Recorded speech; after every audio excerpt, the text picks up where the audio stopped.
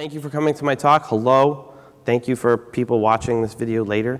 My name is Matt Surabian. I'm on the DevOps team at Zipcar. I'm also an engineering manager leading a couple of teams there. So if you're interested in infrastructure and ops and you write Golang, or you're an application developer that writes Java or Ruby, please reach out to me. Zipcar and our parent company Avis are doing really cool things with telematics and technology, and I would love to work with you. Today I want to talk about config server. I want to roll back a little bit. Who knows what Credhub is at all? Cool. Yes, a little bit. We just talked about it. Who's using Credhub? Okay, cool. So then you know that Credhub is an implementation of the config server API. And the config server API is maintained by Bosh. It's a really, really great idea. It allows Bosh to speak variables. And for a long time, I think these two ideas have seemed like they're one and the same, right? That Credhub and config server are the one way to go about it, but architecturally they're a little bit different. So config server is a generic abstraction, and Credhub is one implementation of that specification that includes a lot of other features that may or may not be desirable depending on what you're doing and the state of your infrastructure today and in the future. And we're going to get a little bit more into that. Like, how about now? Who wants to complain? I'm always ready to complain. A year ago, I gave a talk at CF Summit North America, and I talked about the kind of versus Credhub Vault. I had some downsides for Credhub, some downsides for Vault. Many of these are actively being worked on. Some of them are not. I want to call your attention to these three. They're like my particular, At the Unconf, we talked a little bit about that middle piece, that there's an entire world outside of the CF community trying to solve secrets management because, as everybody here knows, it's hard to do. And so you have to ask yourself how homogeneous your infrastructure is. If you're on Pivotal CloudFoundry and that's all you do, then probably going with Credhub is the right choice for you, and you should do that. But if your infrastructure is more varied and you had a solution before that, then I think we need to come back to a place where config server is that generic abstraction. It doesn't really need to be coupled to all the difficult parts about credential management, and that's storage and encryption, rotation, management, access, right? Because before config server and Credhub, before Bosh knew how to talk variables, we did this dance. We did the spruce mungification, interpolation. We had vars files. We were generating redacted manifests that we could commit into source control. And we were deploying unredacted manifests. And we felt really cool about that. And in our case, we were using Vault. But at the end of the day, the director still had everything. And if somebody, whether authorized or not, got onto the director, they could exfiltrate those manifests, and all the creds are sitting there in plain text, which is a bummer. Right? In my mind, config server should understand what variables Bosh might ask to generate. Certainly that's what the specification says. And it should also be agnostic if Bosh is not responsible for generating the variables. It should be agnostic to the form of that variable that it gets back. It should support more than one storage backend. And ideally, it should help facilitate rotation, but having config server do the entire rotation dance, it's really, really challenging. I can feel the disbelief in this room. I sure can. And I don't blame you, right? But I'm going to tell you why I care and why you might care. Because that's 21 different secret backends that Vault supports today, right now. Vault knows how to touch each one of these things, generate credentials, revoke credentials, audit credentials, monitor them. That's amazing. And we could use that, right?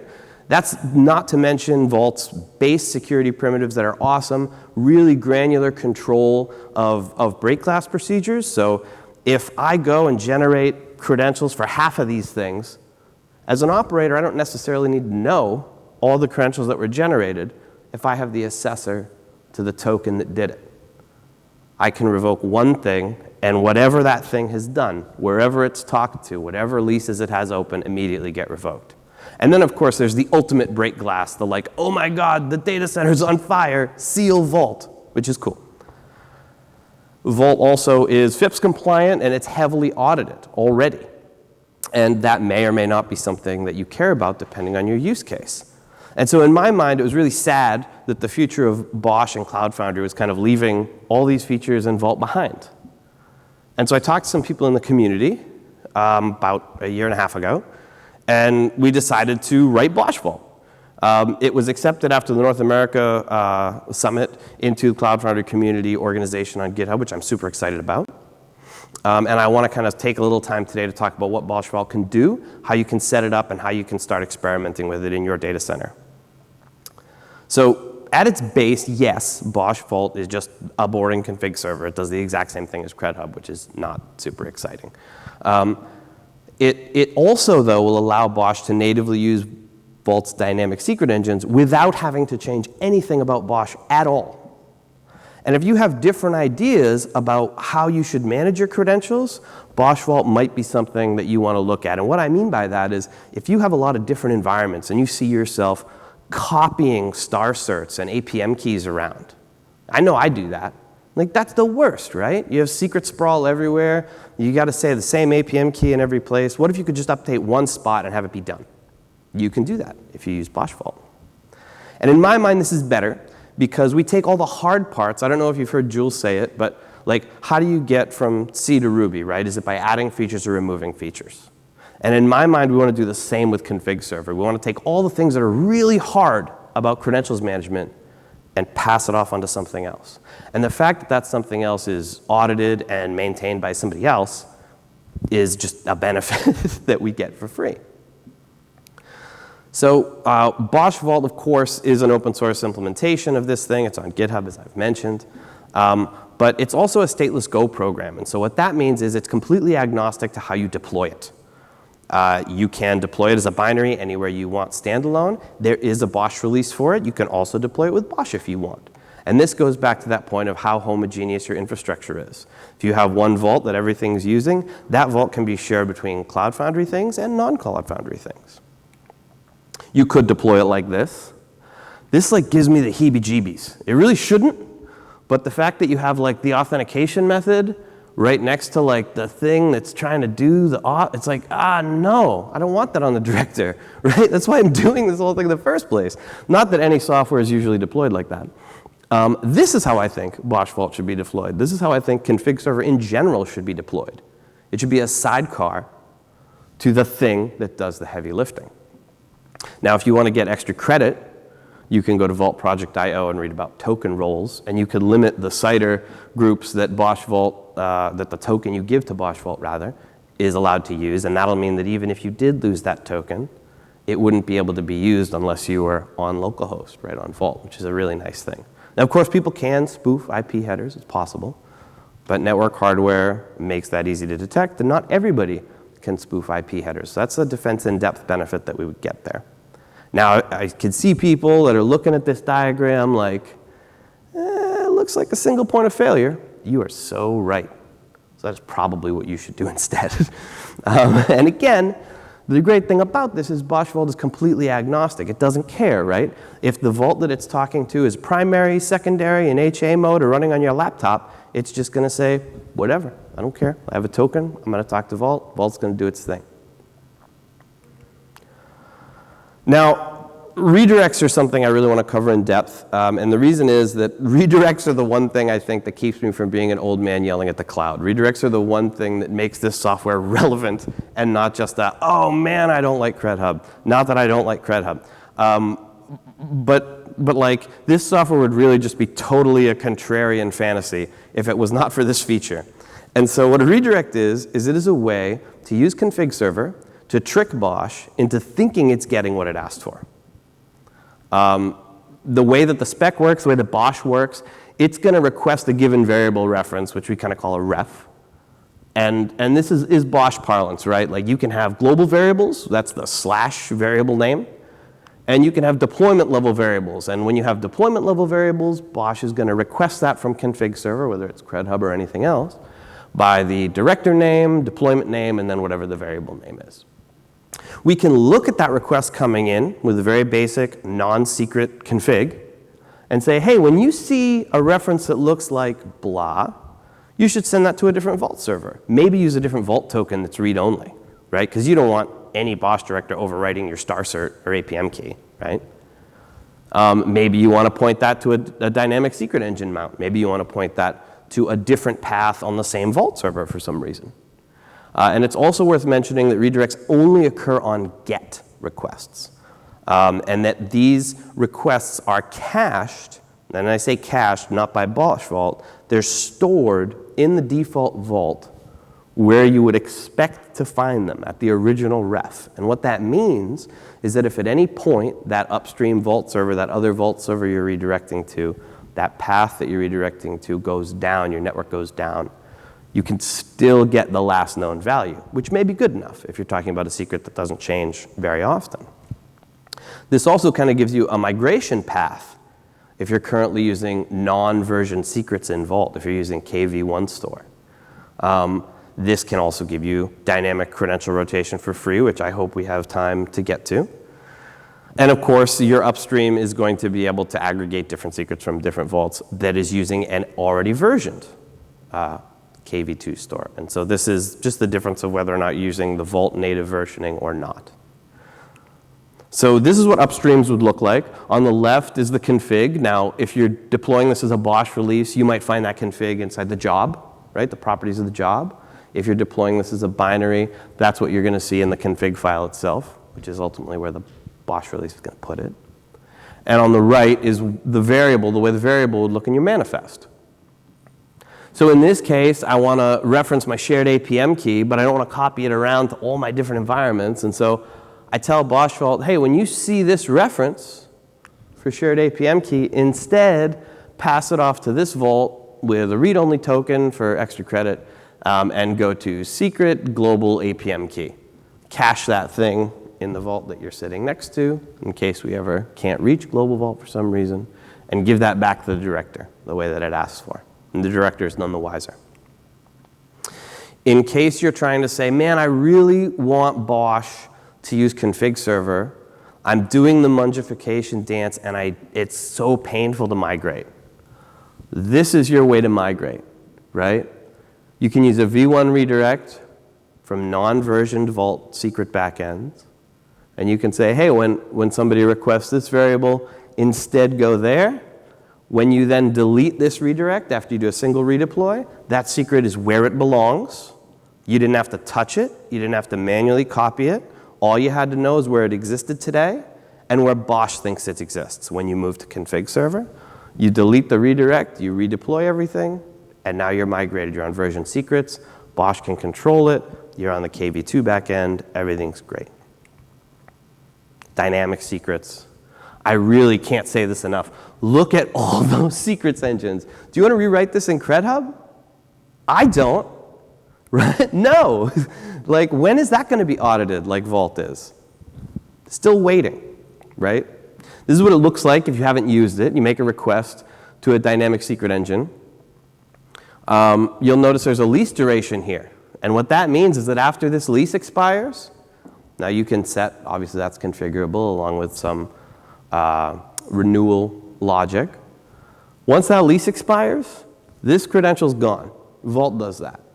If Vault crashes somehow and then comes up later, it's still going to go through and make sure all of its leases that are supposed to be valid are taken care of. And the ones that are not valid are expired. This is what that looks like.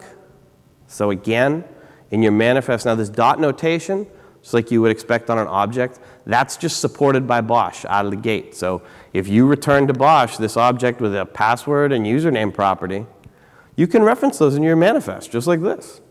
And you can say to config server, hey, when this deployment requests dynamic Postgres, instead point it to the Vault dynamic secret mount that I have that's going to generate me new Postgres credentials every time I do it.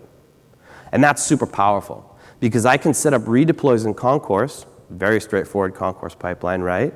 And get the timing in sync with the lease duration that I configure on the secrets backend, and I can have free credential rotation.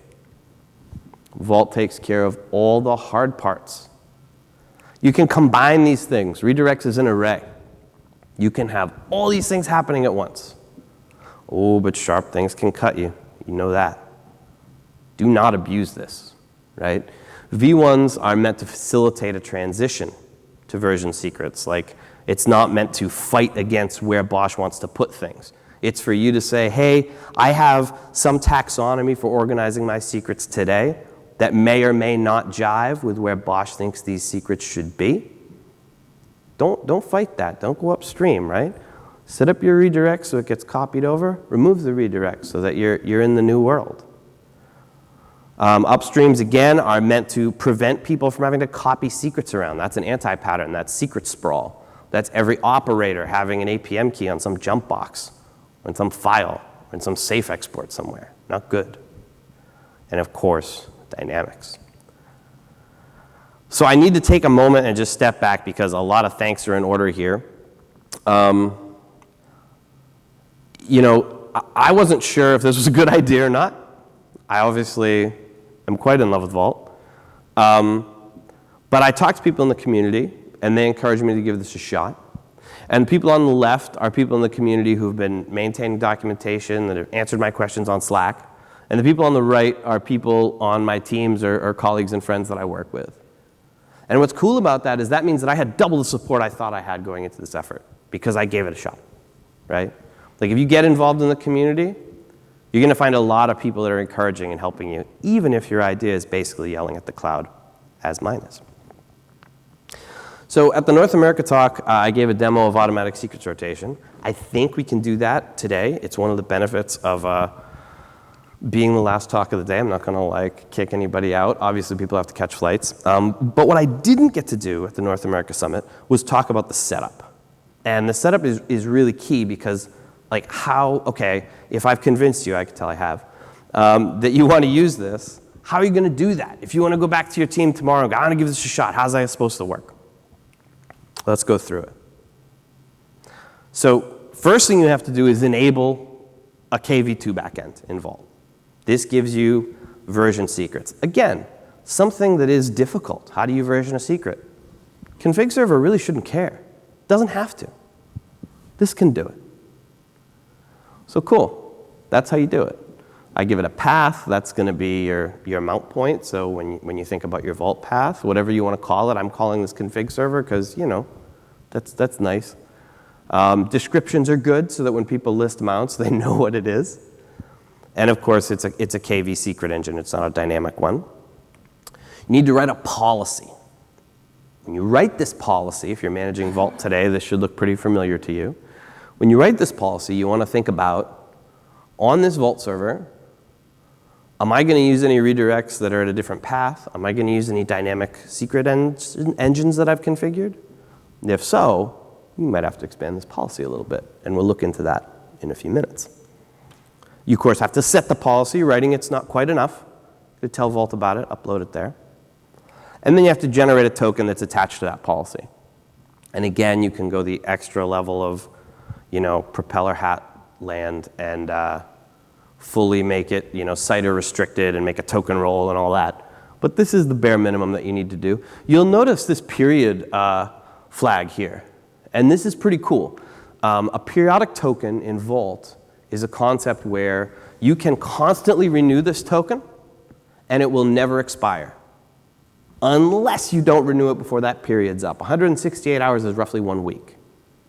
So for dev, for playing around, that's usually good enough. As long as bosh-vault is up, it will renew its own token on a configurable rate. It's currently set to every hour. And so you could see how cool, if I have a token that's good for a week, as long as I come up any time within that week, that token is going to stay valid. If at any time my config server disappears, bosh-vault goes away, and that period expires, the token expires, which is probably what you want, right? You don't want these tokens sitting around forever. If somebody leaves the company and says, haha, I have this token, well, you don't if the period expires or if it's manually rotated. And of course, we have to do UAA. So this is, again, a base config server spec thing. Whether you're talking to Credhub or anything else, Bosh first talks to UAA to generate a JWT, a JSON web token, with the appropriate claims, specifically config server.admin. And that's going to allow the director to talk to config server. Now, you might be saying, hold on a minute. What's going on here? Is that a GIF of Snoop Dogg on Martha Stewart's cooking show, Potluck? Yes, it is. If If instead you're asking me how it is that I'm using this variable, I need to tell you the rest of the story. So this is the case when you're doing the mungification dance. This is the case when you're on Credhub. This is the case when you're on bosh-vault.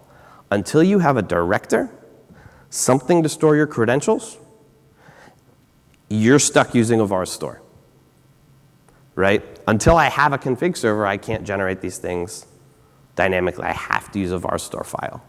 So at Zipcar, we have wrapper scripts to handle this for us. We have a wrapper script that every time you modify a Bosh director or a Vault server, it takes that vars store file and it backs it up somewhere securely and versions it, all that stuff.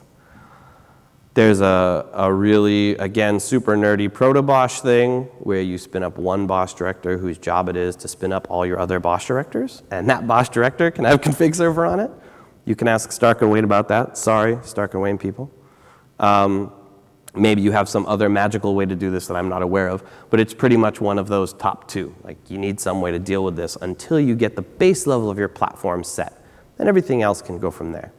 And the final thing, of course, is you need to tell the Bosh director to use config server at all. And this is the same as you would do it for Credhub. Exactly the same. You have to tell it where the server is. You have to give it a CA cert. It will not talk to config server over HTTP. It has to be TLS. And you give it UAA information. So usually UAA is co-located on the director. And then it'll talk to UAA, get a JWT, and pass that with every request it makes to config server. OK, let's do it.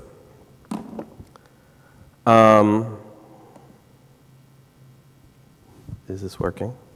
I have to like, yes, because I'm reading it from up there too.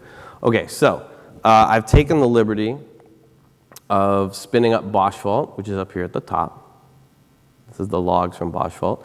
This is the Vault audit log. And these are just some things that I can do fun stuff with. So I'll just show you out of the gate. We have database, creds. Yes. OK, so I can just request arbitrary credentials to a Postgres database. It's running in Docker, by the way. It's nothing fancy. But let's pretend it's the Zipcar production database. So cool. In 3 minutes, these credentials will get expired. But that's kind of boring, right? Let's instead deploy a couple things. I'm going to kick these deploys because deploys sort of take a while. Let's deploy a Redis. And then we can kind of look at. That seems pretty legit. We'll redeploy that one. And then let's deploy a web app that I made. Simple Go web app. Deploy. OK. Going to redeploy that. All right, so while we're doing that, we can take a look at what these manifests look like. So we can start here. This is the configuration. This is a configuration example for bosh-vault.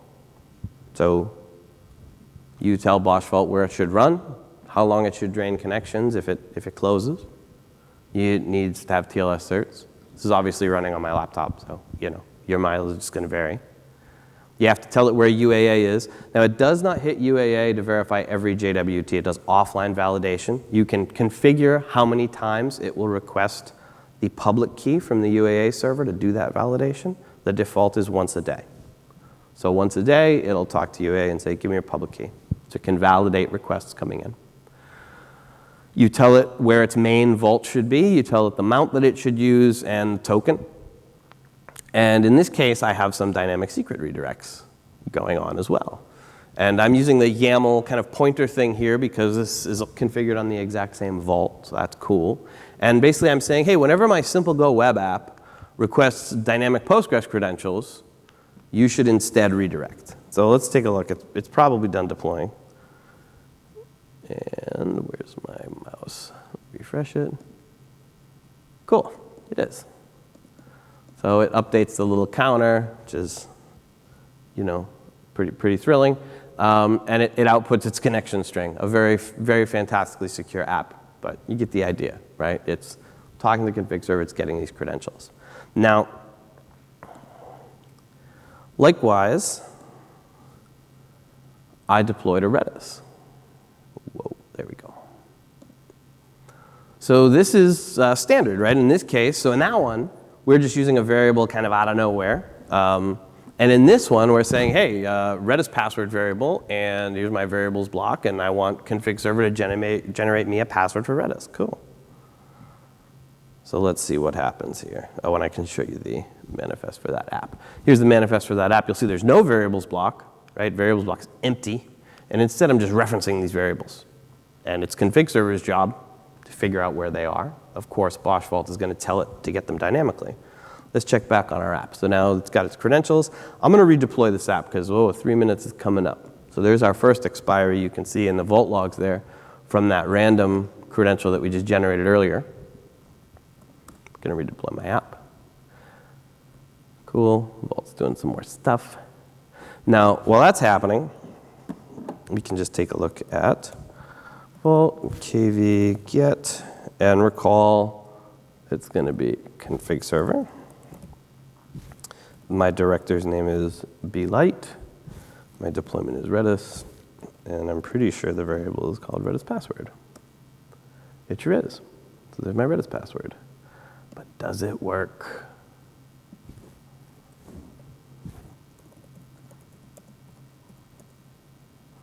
Uh, 10.244.0.2. Okay, auth. It does. Fabulous. Not a big surprise on that one.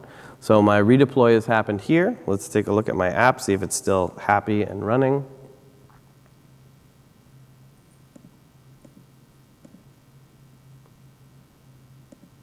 It is. Great. Now, if I look in config server and I say, cool, what's my app? Like, what about that credential, right? That's like dynamically generated. Like, that must be kind of weird. It's not. Again, deployment name. Simple dashes, I think. Simple go web app. And we said dynamic pSQL, maybe? Great.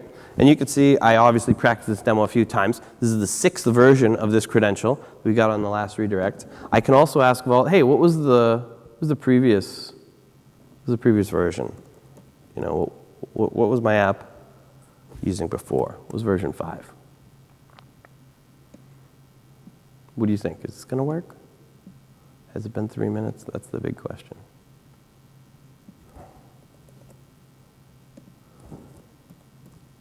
Is that the password? It is.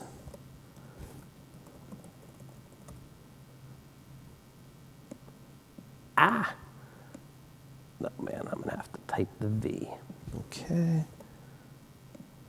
V, paste. This one's just running on my local host, and I've already forgotten the port. Docker told me previously. 32768. Okay, password has failed. And that's because it's the old version, right? What about my app? What about the ones my app's using? Now we're really getting tight on the 3 minutes now, so I don't know. Yeah, my app is still working because it hasn't been 3 minutes yet. And that takes the hardest part of credential rotation. Anybody can generate new certs. That's easy. Anybody can generate new passwords. How do you get rid of the old ones? bosh-vault does it. It does it really well because it's audited. And an auditing company told me it works. Now, if I wanted to rotate, I guess I'll hit one more thing here. If I wanted to rotate that Redis password, I can just use, there we go. So that one.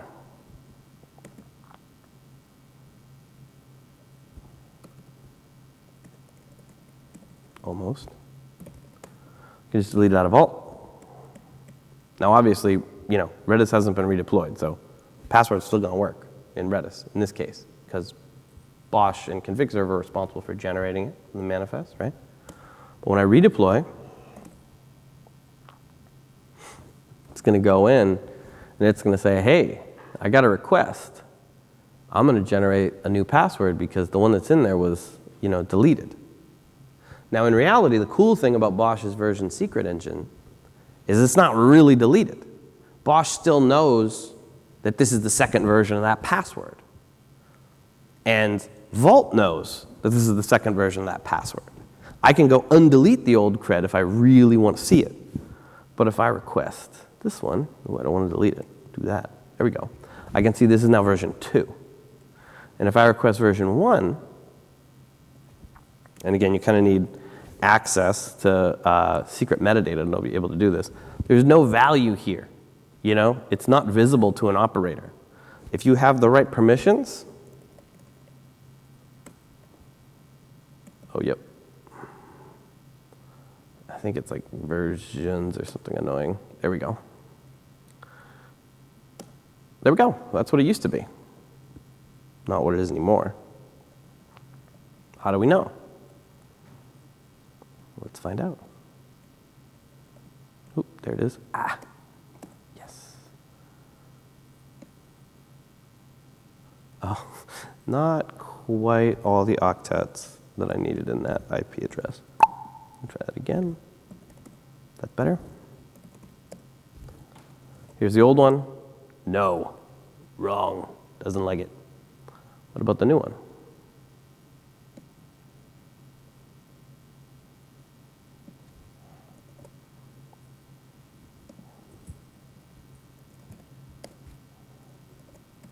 Great success. And again, bosh-vault is responsible for none of that. I'm not doing that. That's the greatest thing, right? We've removed all the hard parts about config server, and we hand it off to an audited piece of software that has a lot of mind share outside of this community. Now, it's been certainly more than 3 minutes, so I want to leave you with this slight doomsday scenario. I didn't set up a concourse for this demo. This app was not redeployed. What is going to happen? Busted. Kind of good, right? Actually, what you want. A little scary, but that's what credential rotation means. If you don't rotate it before it expires, it's gone. Now, in your prod environment, you're probably not going to set a lease of 3 minutes. And that space of overlap can be kind of big, because right now, the space of overlap is 0. Right? Like, how do you rotate credentials? It's a pain. So if there's a little overlap space where the old credentials work for a day, kind of better than not rotating the creds. Makes you feel a little safer. Concourse deploys work really well. Operator deploys work really well. That is my demo. I can't find my cursor. I found it again. So, as I'm told they say in the Netherlands, the monkey is now out of the sleeve. Questions? Safe travels, everybody. Thank you.